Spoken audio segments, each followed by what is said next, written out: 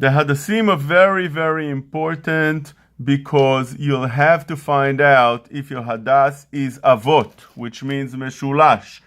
3 leaves that come out from the same place, which means you draw a line and they all come out from the same line. So if you put over here, for instance, you can see that it comes out 1, 2, and 3. They come out from the same line. You take another one, you see 1, 2, and 3. They all come on the same line.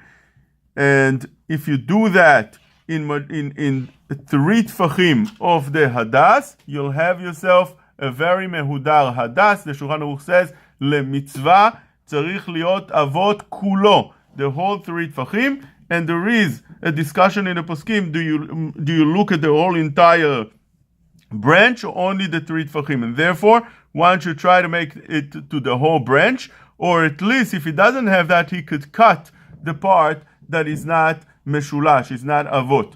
You'll have over here a sample of something that's not avot. You can see over here one that goes more on top and one that goes more on the bottom. That is a problem. Here's another one. One on top, one of the bottom. This is called hadas shoteh. If you'll have this in majority of the hadas, you'll have yourself a hadas that's not kosher. So when you buy a hadas, you'll start looking from the top and counting 3 tfachim, which is according to the Chazon Ish 28.8 centimeters, according to Rav Chaim Naeh 24 centimeters. If you want to have lemitzvah min hamuvchar, as the Shulchan Aruch says lemitzvah, you'll have the whole thing. Majority would make you also a kosher hadas, and you'll have to see that they come out from the same place. Now, if you have one, for instance, over here that doesn't come out from the same place, but you'll have majority, that is fine, and we said that is kosher. This is what you'll need to know about the Hadasim,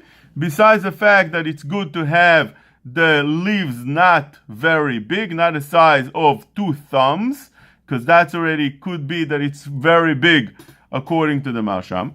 And you'll have something that's not completely cut on top, rather, even if it's cut, but it's covered by the leaves that you don't see them, and that is kosher. If you have a leaf that has a hole like this one, or that you see that some bugs bit into it, or it got ripped a little bit, as long as the majority of the leaf is there, it is kosher. Same would apply to Aravot. You'll have to have majority of the 3 tfachim, and lechatchila mitzvah min hamuvchar, the whole 3 tfachim with the leaves.